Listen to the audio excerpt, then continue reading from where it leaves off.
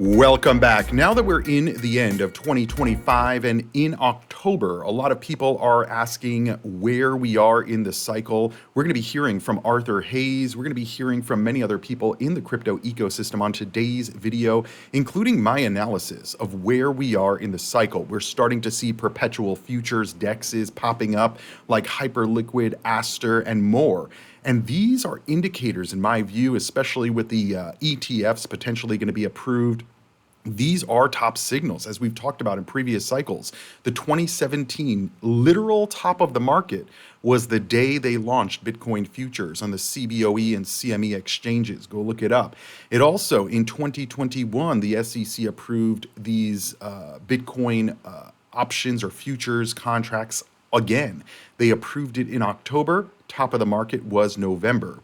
And so a lot of people believe that we still haven't reached the top of the market. But again, we're already in Q4 of 2025 when I'm recording this video.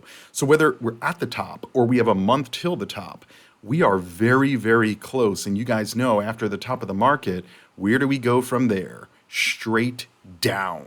And so in today's video, we're going to explore what is going on, what's happening with the IPOs, with the perpetual dexes, with what some of the experts in the industry are saying. And we're going to also look at what is printing money right now. And it's not necessarily where you think. So make sure you guys are subscribed to this channel. We upload every single day to bring you the latest happening in the financial world. Also, give the video a free thumbs up because thumbs up are free. Crypto is not. And we're going to start today's video here. Now, you guys know I like to start some of these videos off with some interesting topics or interesting videos, and this is about how money currently works. And I think this is a great example of why people are looking at crypto, and a lot of people don't even understand how this all works, but we're moving closer and closer to a cashless and digital society, especially from a monetary standpoint. And it's important to understand what the incentives to getting us there are. Let's watch this video and then we'll get into the crypto and market news. If you have $100 bill and you spend it at the local takeaway, and that person spends it on groceries, and then that person spends it on new shoes, the $100 bill is still $100. But if you pay with card, the bank takes 1.5%, then another 1.5%, and then another 1.5%. After 20 or 30 transactions, the only ones left with the full $100 are the banks. That's why they want to get rid of cash. There you have it. I mean, it makes sense, guys, right? I mean, cash is the currency, right? And you can devalue the value of the cash by printing more.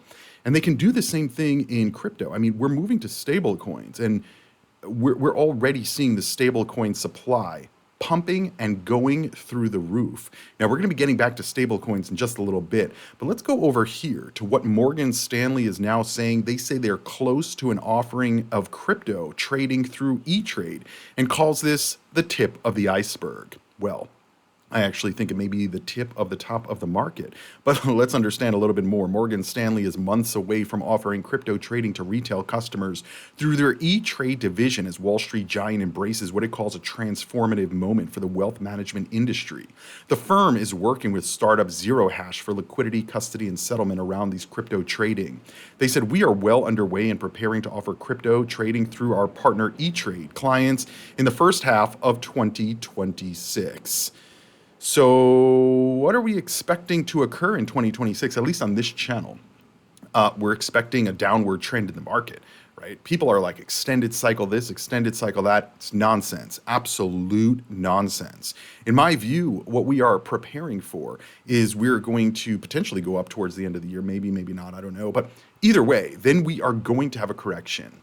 And we are going to move down. In my view, this is setting up for massive money printing ahead of the midterm elections in 2026, as well as setting up for the next Federal Reserve chairman. Because remember, Jerome Powell's term as chairman ends in May, which would put us in May, June, before we get a new Federal Reserve chairman and potentially massive money printing, massive reduction in rates, and that could push everything up.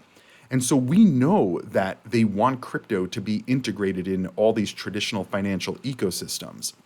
But these announcements are setting us up for when it's going to occur, right? Because they have to get the trading online. First of all, many of these institutions already have access to crypto products. I mean, Fidelity literally has crypto trading on their platform in their brokerage. But they have to set this all up in the back end. They need to get the regulations in check. This is why we're hearing a lot about potentially passage of a market structure bill, because the banks are not going to get involved until they get that, right? Something from Congress, not the regulators. And then that would set us up for the beginning of 2026 for all of this to be integrated. All these brokerages and financial firms train their advisors, train their employees on crypto and what the investment looks like there. And then middle of 2026, potentially hit the bottom of the market. All these potential really positive things that are going to happen in the market, like we just discussed, the spending bills, Federal Reserve Chairman, money printing, lowering of rates. And I'm not talking about quarter of a percentage point. Like the next Federal Reserve Chairman is going to lower massively. That's in my view what's going to occur. And then that sets us up for a massive bull run towards the end of 2026 into 2027. But that means that we have to potentially go down in the valuations of these cryptos now. Meanwhile, we have Michael Saylor continuing to say that Bitcoin is going to move up smartly again towards the end of 2025. I mean, there's literally never a time that I've heard Michael Saylor say that we're going to have a correction in the price, that the price is going to go down. Everything is up only, no bear market. And in my view, that's the definition of where we are in the cycle. And basically everything that we're going to be covering in today's video that shows us we are at the top. And whether we're at the pico top, meaning the absolute top of the market, or not, all of the trading and perpetual futures that are being launched, these are all derivatives. They're not actually the real crypto. So people are trading with pretend crypto. We've been hearing paper Bitcoin, paper Bitcoin, paper Bitcoin, this whole cycle, because people think that, these Bitcoin treasury firms are doing paper Bitcoin. Whether they are or aren't, I don't know. But perpetual dexes, this is leveraged paper crypto. It's not real crypto. And so they're going to manipulate the market to the upside and to the downside. People are not paying attention. Now we're going to get to those stories in just a few minutes here. Michael Saylor told CNBC that corporate adoption of Bitcoin, along with the consistent acquisition of Bitcoin by large ETF funds on behalf of institutional investors, has taken up the natural supply. By the way, he's been saying this for literally years at this point. He added that companies are capitalizing on Bitcoin, are buying even more than the natural supply being created by the miners, which is putting upward pressure on the price. No, it's not. I mean, they've been doing, guys, the ETFs have been buying Bitcoin since the beginning of 2024, almost 2 years ago. Now they're just trading, right? You see inflows and then you see outflows. You see outflows, then you see inflows. It's not really new money coming in. Granted, the Bitcoin ETF overall market cap may be rising by a little bit, but I want to remind you, NVIDIA, right? This is the largest corporation on the planet. And by the way, it wasn't always here. It went up massively since 2023. Michael Saylor's MicroStrategy didn't go up 1,100% since 2023. Let's actually compare this to MicroStrategy. Because, again, I have said over and over, in this cycle, I believe, well, this is a 5-year chart. You can't really, we really have to look at like the 1 year or the 2 year. Now, MicroStrategy is up 114% on the year, and NVIDIA is up 46% on the year. So people are going to say, Cryptoviser, MicroStrategy is doing better. But look at MicroStrategy's market cap compared to NVIDIA's market cap. And most of the gains you can see here, I wish I could compare on like a 2 or 3 year chart, but I can't here. But you can see from 2023, NVIDIA went up 1,100%. It was at $16. And so let's look at MicroStrategy from 2023 and see, maybe it did perform better. I don't know. It did. Double. It performed double as good, right?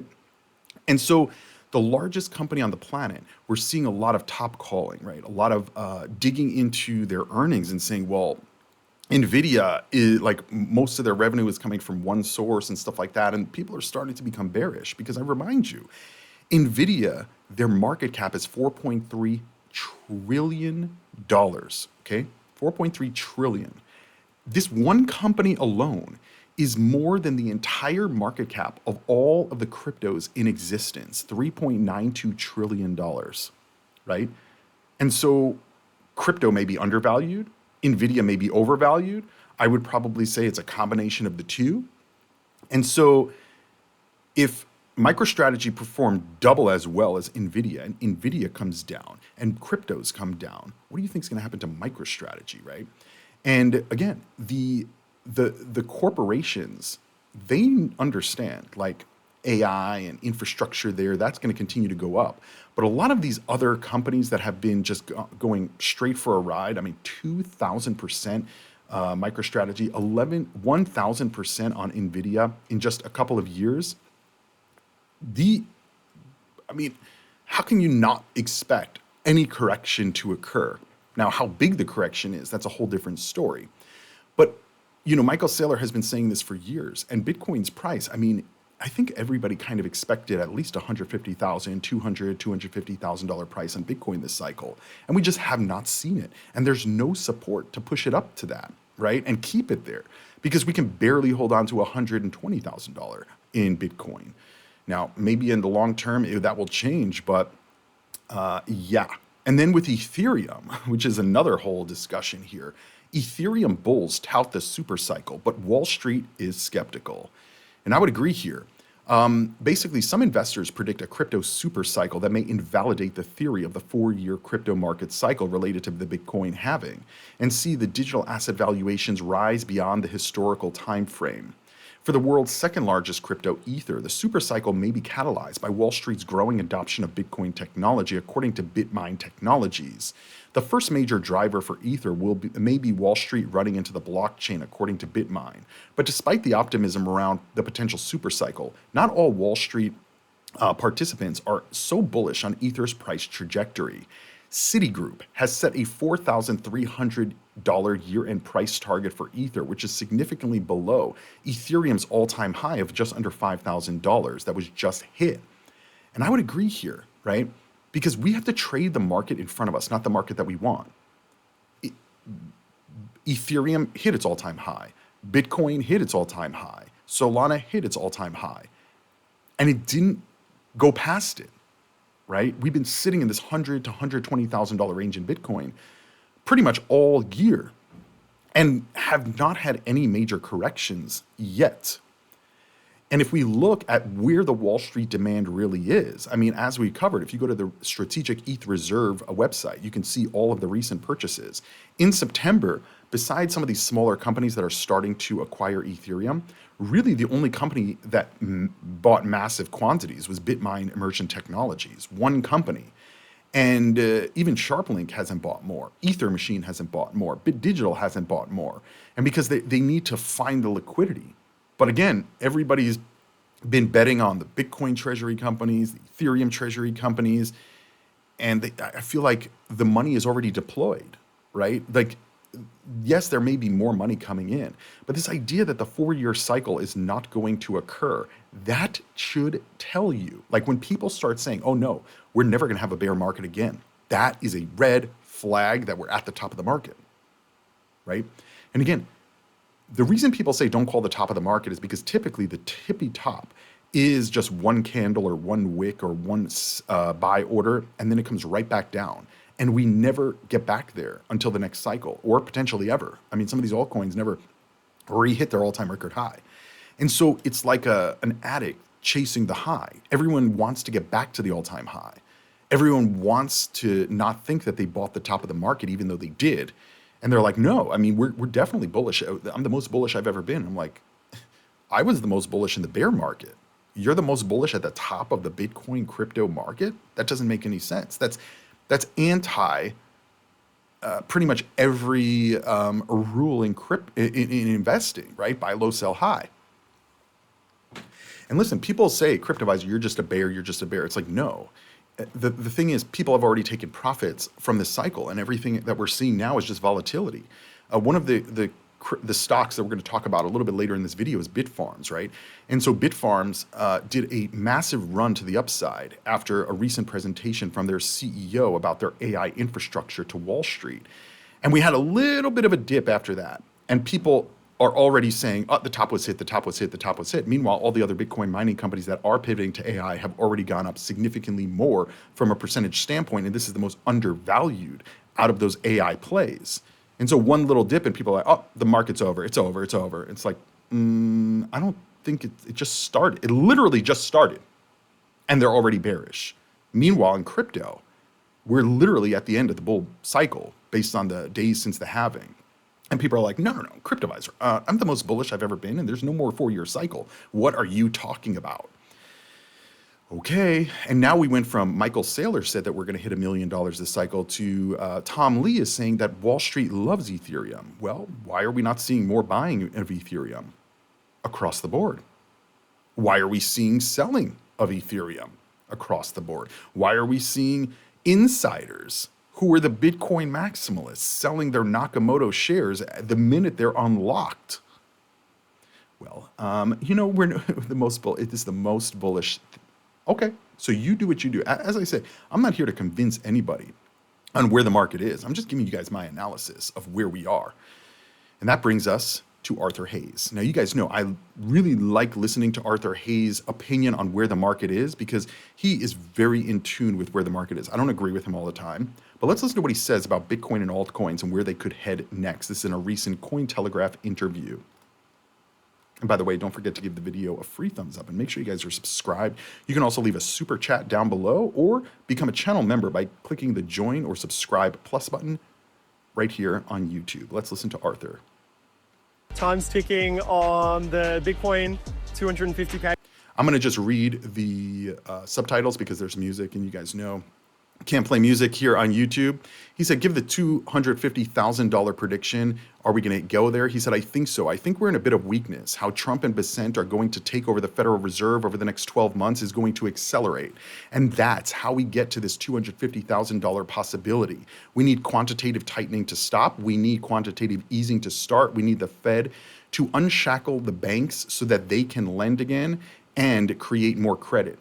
Are we going to get an explosive altcoin season? He said, I don't think so. I think that we've gotten more discerning in terms of where to allocate capital. Ripple is a piece of but again, it's up there. It's crushing it. Well, I mean, I would kind of agree with what Arthur Hayes is saying here, right? And notice what he says over the next 12 months that they're going to be taking over the Federal Reserve and the Treasury and all of that, right?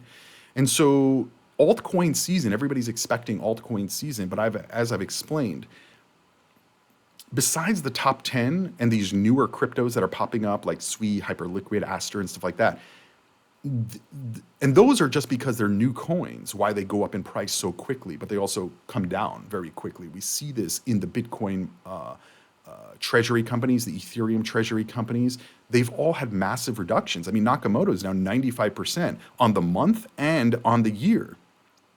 95% already, and we're not even in a bear market yet. We're still at all-time record highs for Bitcoin. I mean, that is the alt season. People have made more money in stocks than crypto, and as I've explained for many, many years on this channel, once Wall Street got involved, which they are, in the ETFs, in the futures market, in the options market, in the derivatives market, it's over. They want the control. They want the control mechanisms for making money, and they're not going to allow it to occur in crypto. They're going to allow it to occur in the stocks, and that's exactly what we're seeing. And so people are saying that this is going to be the last super cycle. Well, it may have been last cycle that was the last super cycle. And so, yeah, altcoins, some of them have moved up, but we are not having an altcoin season the way that most people expect. Just because you're holding the bag for many years doesn't mean it's going back up. I think that this has been extremely clear. Now, what happens from there, I'm not really sure. Now, Arthur Hayes also just recently sold Hype Coin. Now, we've talked about this before. The reason, he sold right after Aster, which is another perpetual DEX, launched. Now, just so you guys know what perpetual DEXs are, we're going to get to the exact definition in just a minute. But I want you guys to hear from Arthur Hayes about why he sold Hyperliquid, why he thinks it's still going 126x. And then I'm going to give you guys my opinion on this whole conversation. Let's listen in. Hype has the potential to go 120x, 26x. Now, the key point here is by 2028.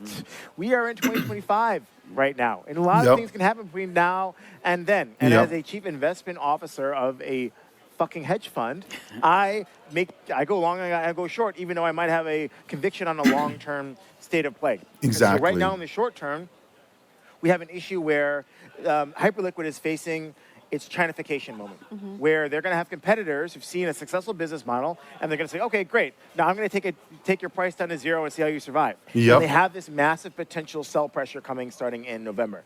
We don't know how many of the developers are going to sell, if at all. By the way, all of them are going to sell. All of them. All of them. The same thing that we've seen in the Bitcoin treasury companies that get their unlocks, 95% down. Hyperliquid, 95% down. Why would you not take that? Circle, we're going to talk about in a little bit. Circle, the unlock is coming for early investors in December. They're all going to sell. They bought at $30. Circle is over $100. That's a 3 or 4x in 6 months. They're going to take the money. They're not playing the same game that you and I are playing in terms of trying to protect our future and our retirement and stuff like that. They're just trying to take profits out of the market. They're liquidity extraction. So Arthur Hayes is 100% correct here. You guys are playing week by week, month by month. He's playing year by year or decade by decade. It's a big difference. Let's continue listening. But if I'm going to think about the model, I'm going to say, well, okay, do I believe that Hype has the moat in terms of revenues to make enough money so they buy back enough Hype tokens where this doesn't matter?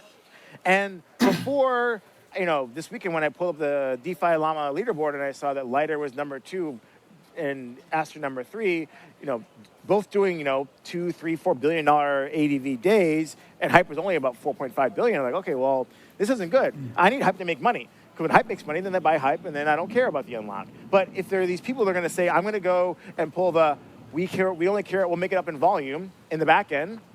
I'm going to go zero fee trading, see if I can get all your users, Vampire Squid attack you, do an airdrop so that people can do another 10, 20x on their airdrop. Then I'm worried that Hype might not have enough money to buy back enough tokens to offset this potential negative drag on the very publicly known unlock schedule. And I said, okay, cool, I'm going to exit. If Hype goes from 50 to 100 and I'm wrong, great. Still think it's going to 5,000 in 2 years. If Hype goes from 50 to 25 and I'm right, great. Now I get to buy back at 25 and I get some extra use in my returns. And so that's why I'm thinking as a fund manager in terms of the probabilistic outcome and what's my best expected value decision. Bingo, bingo, bingo. That is the play. And I completely agree. We are literally at the top. And by the way, CZ says, wow, now everyone wants to be a perpetual DEX. More players will grow the market size faster. The rising tide lifts all boats. Long term, the best builders win. Perpetual DEX era. Well, in my view, the perpetual DEX era will mark the end, the absolute end of this cycle. Why? What is a perpetual DEX? People don't even know what the F this is. And they're like supporting it. A perpetual DEX is a platform that allows users to trade perpetual futures contracts. By the way, not the actual crypto. It's a derivative of the crypto. So think about that. They're able to manipulate the price of the coin without actually touching the coin. So they don't really care what happens. And they do this without an intermediary because it's decentralized. Unlike traditional futures, these contracts have no expiration date, enabling traders to hold positions indefinitely. They're a core part of DeFi, and they allow traders to speculate on an asset's future price using leverage. And what are all corrections in the market caused by? They're caused by leverage, and that's why corrections and liquidations, hyper liquidation. It's literally in the name, and people are like, "Oh, Cryptoviser, you're just a bear." I'm like, okay, we will see. And so the leverage, traders can open positions larger than their initial capital and amplifying potential profits and losses. And so what kind of leverage are they playing with? Well, if you look at RankFi's website, Hyperliquid allows 40x leverage. Jupiter, 100x leverage. Aster, this is the new Binance DEX, 100x leverage. And so they're manipulating the price with money they don't even have. And as soon as the price goes up, right? This is why you see these massive pumps and then dumps at the end of the cycle because of the leverage and the wipeout of the leverage.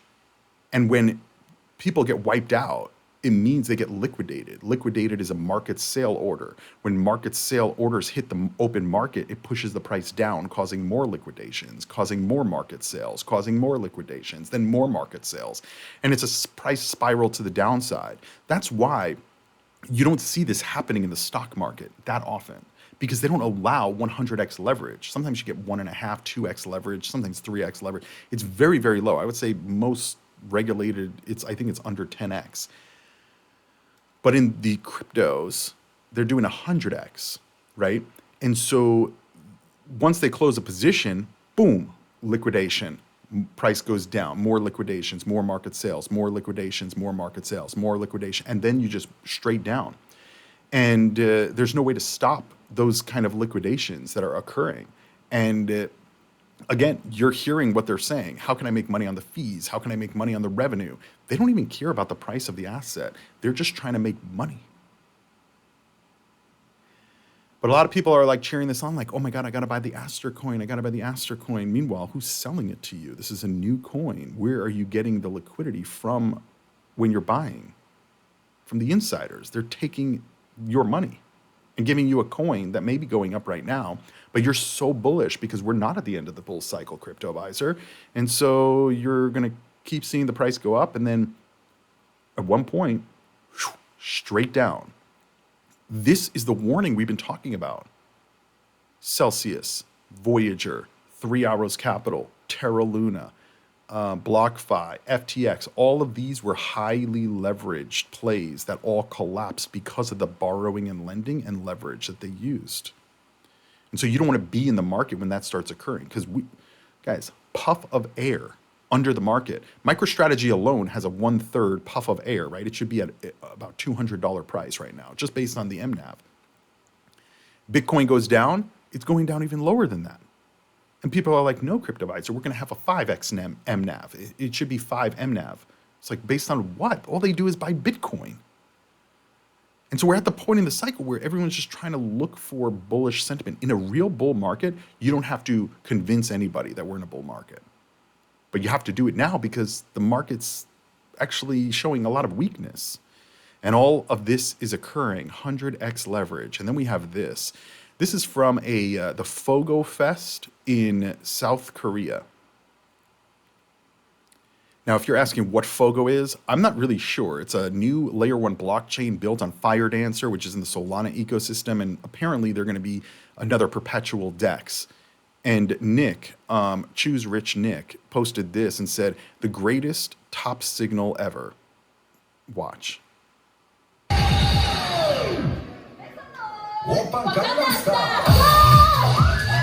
I don't see this happening in a bear market, guys.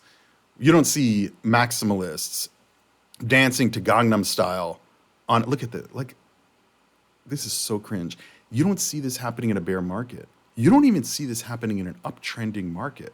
You only see this at the top. You only see it at the top. It's the same thing like BitConnect. Many of you probably don't even know what that means. Go look it up. Type in BitConnect on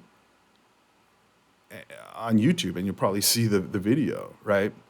Everybody was so sure that BitConnect was going to make them all the money. And it was literally at the top of the market. 2 weeks later or 1 month later, everything was gone. That's the part of the cycle that we're in. Look at this. Look, who does this in a bear market at a conference, right? Now, maybe they're just having fun. That's definitely what they're doing, right? But again, this doesn't happen in a bear market. It only happens at the top. Signal. Another signal. Tether is evaluating a raise from selected group of high-profile key investors to maximize the scale of the company's strategy across all existing and new business lines by several orders of magnitude. And effectively, Arthur Hayes says, bye-bye Circle, the US IPO is coming to Tether. And effectively, Tether is looking to raise $20 billion at a $500 billion valuation. Now, keep in mind, Tether does make money, and they make a lot of money because they make money on what they're holding in treasuries and stuff like that. And they'll probably continue to make money. So will Circle. But I remind you, right, this is liquidity extraction from the market. You can't raise $20 billion in a bear market. It's very, very difficult. But at the top of the bull market, you can.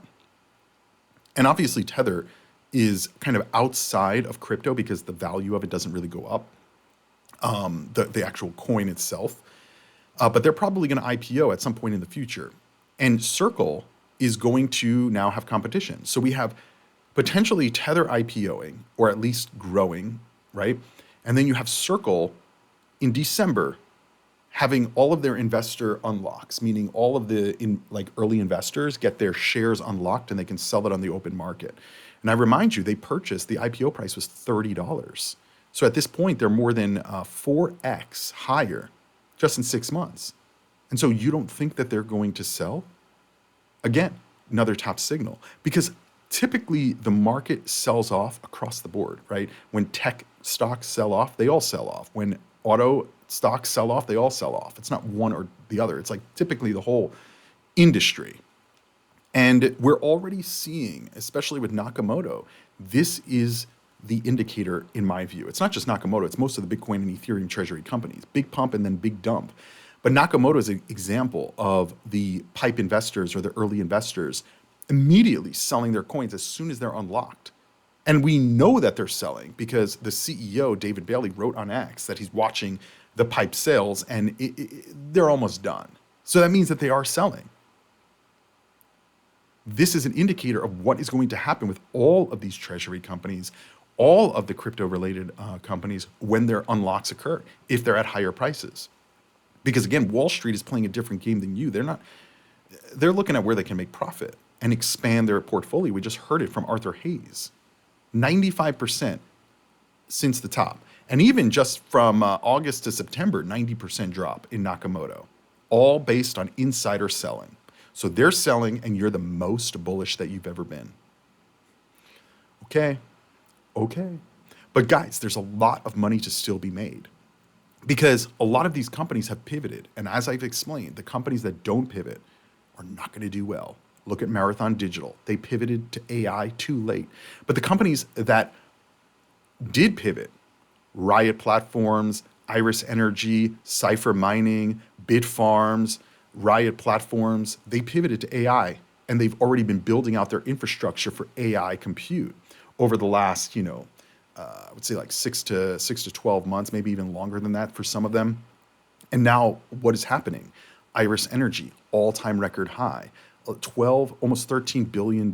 Cipher Mining, $5.5 billion all-time record highs. Riot Platforms, I don't think it's all-time record highs. Yeah, definitely not all-time record highs. But even just on the year from the bottom in April, up 200%, right? And it's almost a $7 billion valuation. We've been talking extensively about Bitfarms. And let's pause here for a quick minute because we've been talking about Bitfarms for a long time on this channel.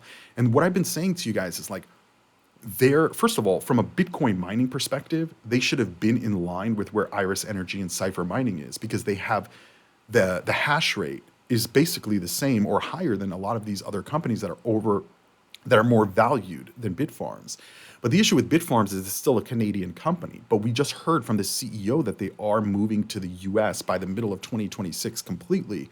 And they expect inclusion in some of the indices. And they over the last couple of years have been offloading a lot of their mining facilities and infrastructure outside the US and then allocating and repurchasing locations in the United States. And this stock is still under $2 billion US. This is Canadian dollars, so it looks higher, but it's about $1.5 billion US. And so we had this massive run up and it came down from $3.20 to $2.80, which is a 20% drop, which makes sense, right? People are swing trading and stuff like that. And there's already sentiment like, you see Bitfarms, they're going to be left holding the bag. And it's like, what bag? Bitfarms people have been already holding the bag. And Bitfarms, they have some of the largest energy pipeline out of all of these other stocks that are making all-time record highs.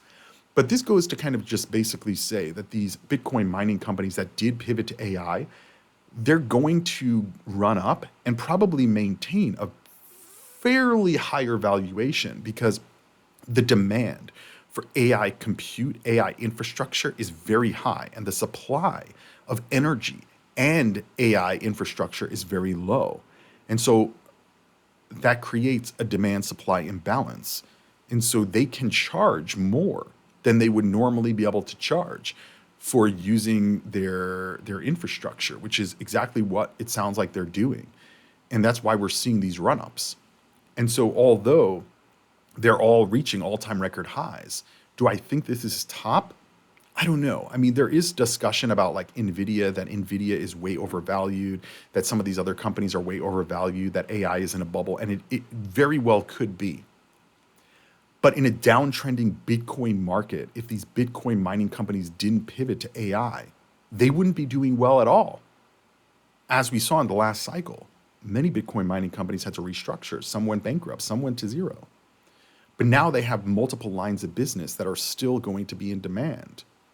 And so this is where the money is going to be made, in my view, over the next 6 months. And in a downtrending crypto market, potential shorting of these Bitcoin treasury companies, potential shorting of the companies that IPO'd like Circle over the last, I mean, I don't see how Circle doesn't drop from here, even without the Tether news, just based on when interest rates go down with the Federal Reserve, which we're anticipating going to happen, Circle and Tether make less money because they're holding their dollars in these treasuries that have lower yields. And so they're going to make less money.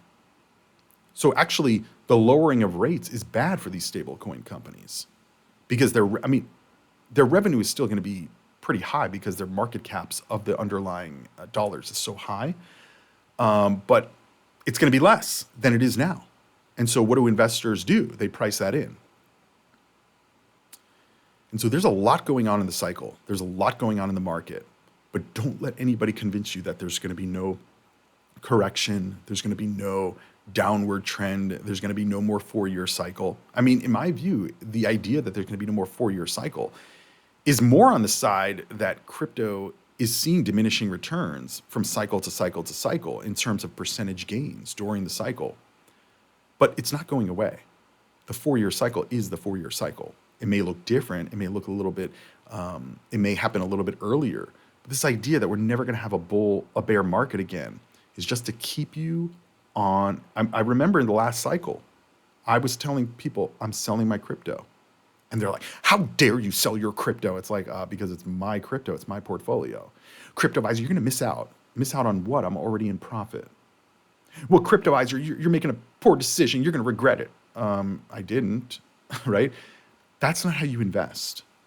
You invest based on the data, not based on the emotion. And everything that we talked about in today's video is based on the data, right? And Arthur Hayes is laying this out very clearly.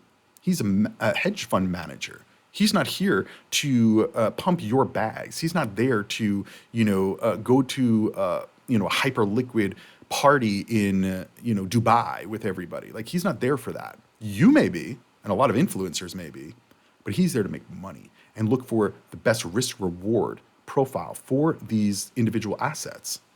And that's what we do on this channel as well.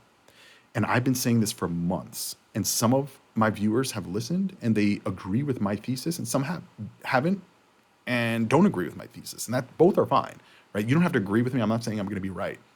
But for my portfolio, if I'm in profits now and I see a downtrending market, end of cycle market, a lot of fluff and a lot of, like, where's this video of the Gangnam Style dancing? Like, I think I closed the tab. Maybe I didn't. But this is a perfect example of where we are in the cycle, because I really think I closed the tab, but maybe I didn't. But anyway, here it is. Like, this does not happen in a bear market. This doesn't even happen in an uptrending market. We're seeing this now at the end of the cycle. Get excited. We're going to be launching FOGO. It's another perpetual DEX where we're going to have 100x leverage, and 100x leverage can wipe out the whole entire ecosystem. Just based on the spiral of liquidations, market sales, create more liquidations, more market sales, more liquidations, more market sales.